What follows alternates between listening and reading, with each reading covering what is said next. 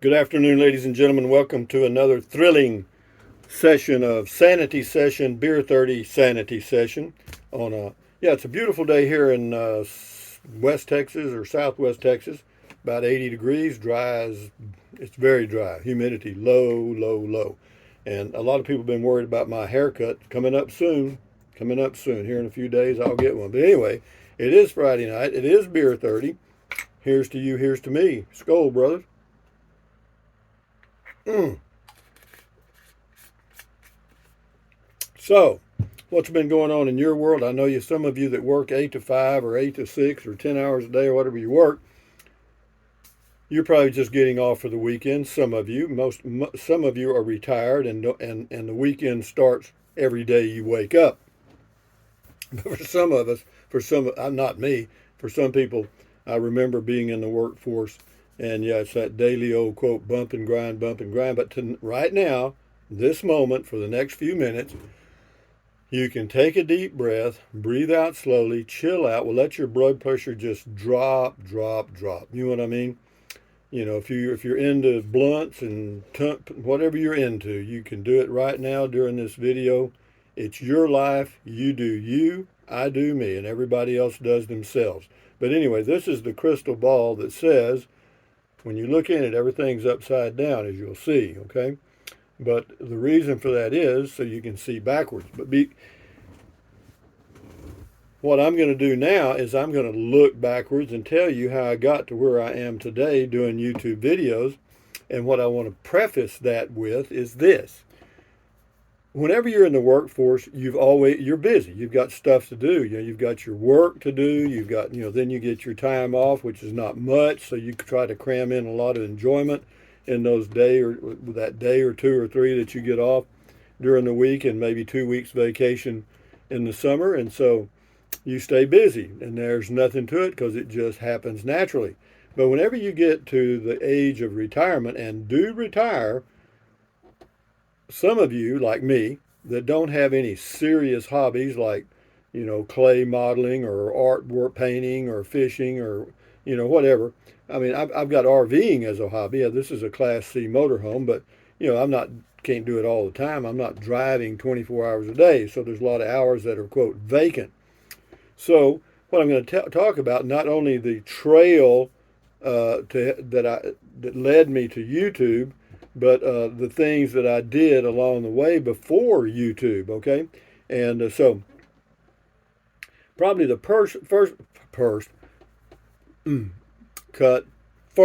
first thing I did was, of course, I went in the Peace Corps in 1994, 95, and when I got back from there, that's when I basically was retired. I didn't do much. I picked up a few odd jobs every now and then, but basically I was out of the system, so to speak. But here's to you guys. But the first thing I did, of course, I went out and lived on a Terlingo ranch out in West Texas in a RV for a couple of years, and while I was there, I did eventually get a part-time job at a resort called Lajitas. I was the income auditor because I had a background in accounting and all that stuff. And so I did that for a while. So I stayed busy, and it was okay. Everything working along pretty good there. And then the next thing I did, I left there and I came back to Buchanan Dam area uh, in Central Texas. That's where I got the YouTube channel name, but that was later on. The zip code for Buchanan Dam, Texas is 78609. And while I was there, I met a guy that ran a little golf course, a little 9-hole golf course. It was actually part of the state park, Inks Lake State Park deal. It was I can't remember what they called it. It was like anyway, they were affiliated with the state park. But again, so then the guy that owned the golf course, or the stock, because it was a C corporation, an old rancher's wife had donated the property for the golf course to the state of Texas because her husband was an avid golfer and he died, and so she donated that for them to make a 9-hole golf course, which they did, and it turned out pretty nice. A lot of people came to the state park so they could go play golf. But anyway, this guy that they hired as the quote pro, he was a professional gambler, and he was a hell of a golfer too. He did play. He did have a tour card for a while, PGA tour card. He was that good. And but anyway, so I met him at a bar there in Buchanan Dam, and I can't remember the name of it right now, but it was kind of an upscale bar. You had to be, at first it was a membership, and then they dropped the membership, called Pocahontas, that's it. And it was right across from Fuzzy's Corner. A lot of bars in that area at that time. I think there were like 12 bars in that area, and the permanent population was about 800. That's a lot, isn't it? But anyway, so yeah, I met him. We'd chat every now and then. Sharp guy, very sharp, matter of fact. And, he'd tell me about his gambling escapades and stuff, and I was very fascinated by that. But anyway, he told me he was running the golf course and he needed to get away to do some stuff. He had a guy that was working there that was leaving, and he needed somebody to kind of take over managing it while he was on the road doing his gambling thing. So I said, well, let me check it out. They had a house there and everything. So I did that. I sold my RV that I had at that time, and I moved into that little house, little one-bedroom house, pretty nice little place. I enjoyed it, and ran that golf course. I want to say it was like 3 years there. I was there, and then a guy bought it from Houston, came down, and he and his wife bought it and took it over. And shortly after that, I left. But as part of, I guess, a bonus, I don't know. He never mentioned anything about it, but the guy that owned the golf course knew that I had sold my RV, and and I was making a little money, and I had a little savings. But anyway, as a gesture, he said he won it in the poker game, and he may have, and he was planning on keeping it, but it was just a little 19-foot travel trailer. He kept it for a while, but he said it was too damn small for him. He was going to use it to go visiting people and stuff, but he decided to give it up. Anyway, he gave it to me. He just signed the title and said, "Here, just get it changed into your name," and that was the end of that. A nice little travel trailer. I kept it for several years. And but anyway, the whole objective of all of this was just for me to stay busy doing something. So anyway, the golf course went away, and there I was, not much going on. So I checked on the internet, and I found a thing it's called Work Campers, WORKAMPERS, and it's for people that are retired, semi-retired, or traveling in RVs that want to stay busy, and just they'll do camp hosting or volunteer stuff, and it's all kind of jobs. I mean, it's all kind of stuff, and it basically, most of the people that I saw involved in it were, in their middle 60s, late 60s, and they were traveling across the USA. But again, it's called Work Campers, WORKAMPERS. And if some of you are retired and you're interested in doing stuff like traveling and working part-time, they got a lot of opportunities, and I mean a lot, or they did have. Now I don't know about now. But anyway, so I found one there, and it was with a company out of Atlanta, well, a suburb of Atlanta, a suburb of Atlanta, I can't remember the name of it, but the name of the outfit was called Southern Cross. And Southern Cross is that the stars, below the equator that form this kind of a rectangle thing. They call it the Southern Cross. And anyway, that's where the company got its name. But what they did is they trained and provided pipeline inspectors for gas companies across the United States. And what they had was the piece of equipment you use it's called a sniffer or something like that, a flame pack. That's what it was. And what you do, it had this little hose hanging off the end. It had some chemicals in it and stuff. Had a little flame going. You had to light this little flame, and you drag it in a little nozzle down the street. And if there was a natural gas leak, it would detect it. And so I did that for, I don't know, a couple of years. I traveled. I did some around Atlanta, Georgia, some around Dallas, Fort Worth, Alvarado, Texas, Waco, Vernon, Texas, Columbus, Arkansas, and different places. But all of that was just to stay busy. But boy, I'm telling you, I'm fixing to get busy right now. Here's to you.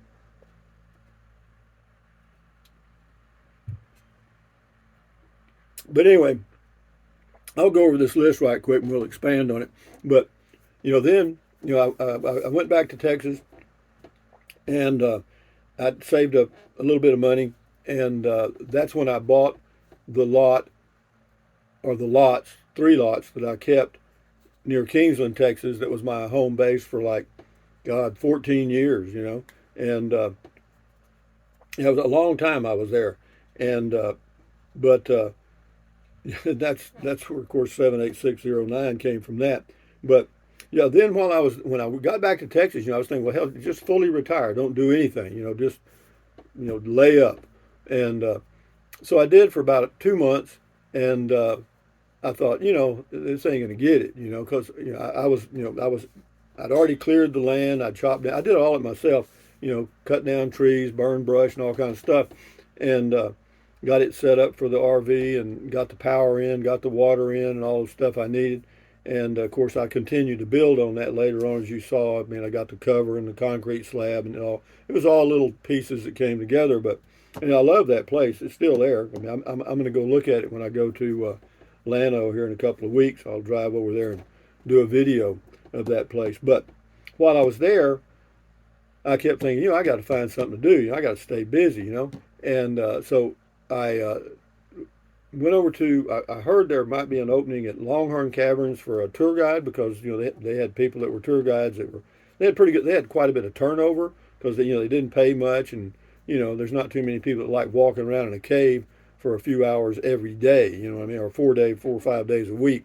But anyway, I did it. I did. I was a cave guide for a while until they fired me.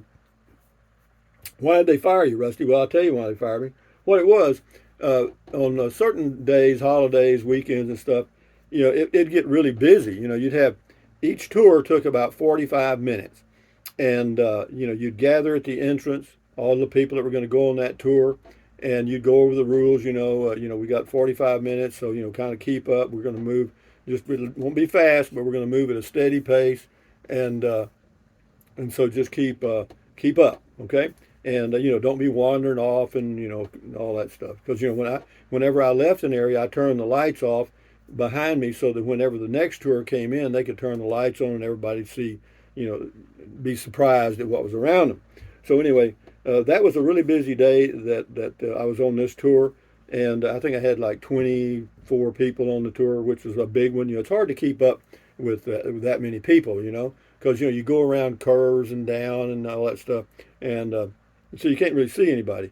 So I always told the people at the back that because there's always some people that like to hang out at the back for some reason. I always told them, keep an eye out, be sure we don't go off and leave anybody and all that stuff. And it worked. I'd been there like a year and a half, and I'd done probably 100, 200 tours, and never had a problem. But anyway, on this particular day, what happened was, sometimes two tours would pass. One would be going in and one would be coming out.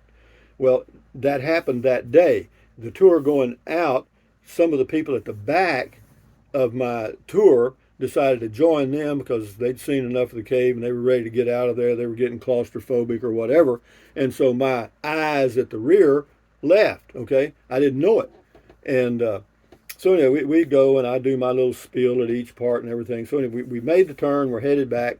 And anyway, we get to this one part. It's called the gunpowder room or something, where you have to go up these steps into this elevated area where the Confederate soldiers stored gunpowder during the Civil War, what do you want to call it, war between the states, what do you want to say. And anyway, it's, when the lights are on up there, of course you can see around in there. It's okay. But, people some people would go way back in there, which you were not supposed to do. And eventually I think they closed that area now. But anyway, I told everybody, just spend a few minutes, come on down. We got to keep moving because we got another tour. We've got a few more minutes. But we'll just keep it steady. You'll be able to check it out, all that stuff. So anyway, everybody comes back down, and I didn't see my end of the tour people. The guys that were kind of keeping their eyes out. But I asked this couple coming down the steps there. I said, "Is there anybody else up there?" And they said, "No, we're the last ones coming down." And I thought, okay, well, that's cool. So anyway, we get on the deal. Of course, when you leave an area, you turn the lights off. Okay, well, that's not horrible in that they had cell phones back then. You got flashlights on your phone and all that. Hell, the screen alone would be enough light to see in the cave. So the light was not a big issue. Everybody there had a smartphone, or most, and so.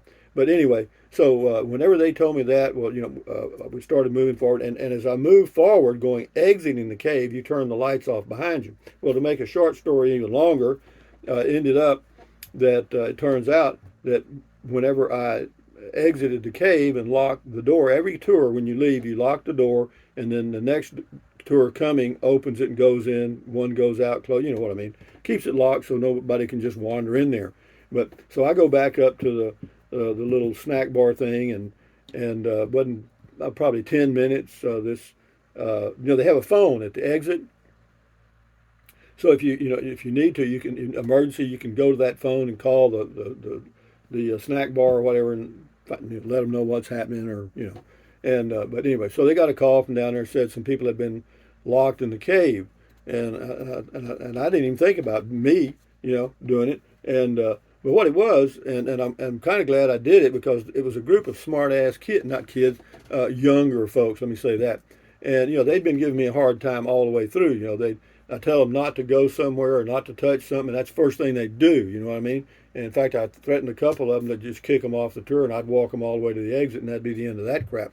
But anyway, that's the ones that were left in the cave, and oh, they threw a damn fit and all this stuff. So the lady that owned it, lady naturally, but she kind of panicked, and she asked me about, and she asked me if I had locked them in the cave. I said, I didn't lock anybody in the cave. I said, when I left there, I was under the impression that everybody was out. Okay. And that's all I said. So, my shift was over then. So I just hooked them up and went home. And then I get a phone call from her and she says, you're fired. Real snotty. You're fired. And I said, what for? She said, well, you locked those people in the cave. And I said, honey, that was unintentional and a pure accident. And you know it and I know it.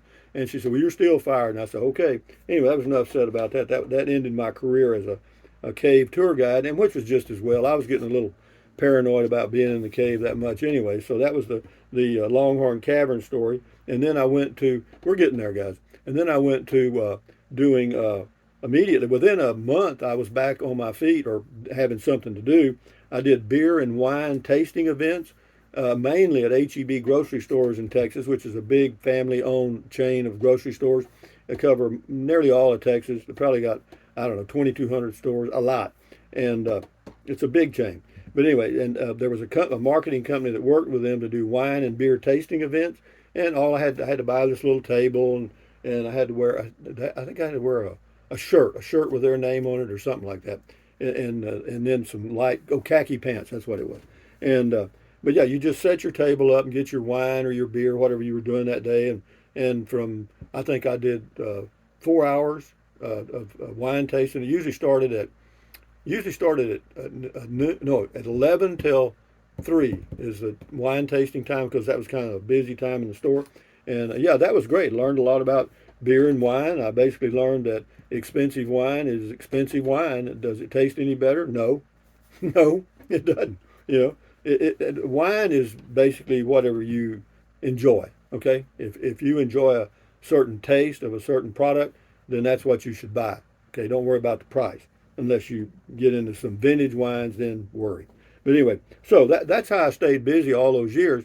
But then when I got tired of doing those damn wine and beer tasting events because they were usually on Fridays, Saturdays, and Sundays, which is not bad. I wasn't a big weekender anyway. But standing there on your feet all day. In fact, I bought a chair, a bar stool, and I'd sit on a bar stool. I would. Hell with the rules. I mean, I wasn't going to stand there 4 hours standing up on that concrete. So anyway, I got me a stool. Didn't bother anything. Nobody ever said a word. Enough said. But all these trails are leading to this event I'm going to get to now, and that is YouTube. How did I get to YouTube? Okay, now we got it. All right. The way I got to YouTube was I was, of course, watching YouTube videos on my smartphone and stuff, and I was always fascinated with it, and it occurred to me, that's something that even I could do. I could probably do YouTube because I like to chat and talk, and I don't mind, doing anything. And so I had a Kodak phone, a Kodak camera phone, a camera thing, and I didn't know if it would do videos or not. And so I checked the owner's manual. Yeah, you could do videos, but I wasn't sure if it picked up sound because it never said anything about voice. And so the first video I did, if you watch it, you'll see that I look upon my wealth, ye mighty, and weep or something. But anyway, it was pretty basic stuff.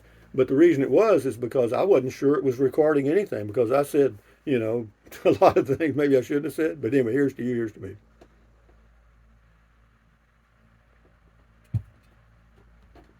But anyway, I did that video, I think in 2010, and I posted it. Maybe it was 2011, and I posted it. And then for a long time, a year or two, maybe 3 years, I didn't do anything. I didn't do any. I proved to myself I could do it, and that was it. And then I started pecking at it. You know what I mean? I'd do a video every now and then, and I was holding the camera the wrong way. So whenever you do a YouTube video, don't hold the camera like this. Hold it like this, okay? Because if you do it like this, you get what's called the dreaded white stripe. In other words, you just got a little piece of you in the middle. But if you do it like this, you get the whole thing, like we're getting now. But anyway, but I learned that after about 5 years. A little slow there, a little slow on the get up. But no, and I did driving videos, I did walking videos, I did, I don't know, I started, and then I did some RV reviews, and it just gradually took off. And, you know, it never has moved rapidly. You know, I've never had a big, you know, boom like that. But it's been a fun ride. And yeah, I do make money. And somebody said I made what 13,000 a month or some crap. Shit, I wish I did. You know, no, you can make a little bit though. You can make, you know, you can make 1,000 to 1,500, you know, a month. Yeah, you can do that, and more, maybe 2,000 some months. It depends, because see, the ad rates on YouTube go up and down based on the seasons. In other words, like Christmas season coming up, all the shopping and stuff. Then the ad rates go up, so I get more. But YouTube gets most of it anyway. Now, I think when it started, it was 60-40. I got 60% and they got 40. Then it dropped to 55, 45, and now I think it's down to 60-40. I mean, the other way. I mean, you know what I mean? But that's okay. I mean, without, you know, it just gives me a platform to do something and have something to do. And the good thing about this is I'm in control of it. I'm the only one that has any input. You know, nobody. I can't fire myself. Well, I guess I could. I'm not. But for drinking on the job, scold, brothers. But the whole purpose of this video, not only to talk about YouTube, but and how I got there, but well, how did it get the channel name? I'll give you that. I was living, or I had my post office box at Buchanan Dam, Texas. The zip code to Buchanan Dam post office is 78609. Okay, and whenever you start a channel, I mean, when I started playing with that, you know, the first question it asked, "What's the name of your channel?" Hell, I didn't have a name. But I ran some things through my head. I didn't want to be typecast. In other words, I didn't want to name it Joe's Fishing Channel or Bill's this channel or whatever. You know what I mean? So that you had to do fishing or whatever. I just wanted a generic name so that I could do anything I wanted to. I could do videos of tumblebugs, RVs, you know, all kind of crap that I do. Triking videos, Trike Man, all stuff. Beer 30, comment call. You know, I didn't want to be locked in. So yeah, for those of you that are thinking about doing a YouTube channel, you might want to take that in consideration. But the thrust of this whole video, and I'll end it now, is this: staying busy. Okay, and it doesn't mean you have to work. You can enjoy your life, but as you get older, particularly retired, try to be active. Try to be active. It's very important. Very important. And the main thing is not only being active, but maintain peace of mind. You know, do something that you're contented doing. Is this stressful for me to do this? Hell no. Man, shit. I mean, are you kidding me? Hell, I'm just talking to somebody here. Here's to you, here's to me. But anyway, enjoy your weekend, guys, and stay sane. Keep your sanity the best way you can. I'll try to do mine. And so that's kind of the story of how I got into this stuff. It even got me a new holder. You saw that genius thing today, and it's great. I like it. So, yeah, and then the table's all cleared off. Yeah, it's pretty neat. Anyway, guys, from Fort Clark Springs, Texas, on a Friday evening, Beer 30 Sanity session. Thumbs up. Carpe diem, adios, bye-bye. Carpe diem means seize the day in Latin. And this is Romeo. Old Romeo. He drinks more beer than I do. Anyway, and that damn rooster, he's a guzzler. But anyway, yeah, yeah. Drink plenty of water, 3 or 4 quarts, stretch, you know, all that stuff. You know, take deep breaths to reduce stress and stretch, you know what I mean? Stand guard at the door of your mind, very important. And chill out, man, relax. You know, it's so important to, you know, you might want to ask yourself, sometime in your life, how do I relax? All right. Or what is it that allows me to relax? You know, in other words, you don't have to get drunk and fall down. I guess you could say you're relaxed, then you're passed out. But no, there's got to be ways for you to vent and kind of let the fresh air in, And so I would suggest that you do that, take 30 minutes and say, okay, what can I do? What do I do or what can I do to make myself relax? Anyway, good question, guys. Enjoy your weekend. Enjoy your Friday night. Adios, amigos. Till tomorrow morning. Comment call. Adios. Bye-bye.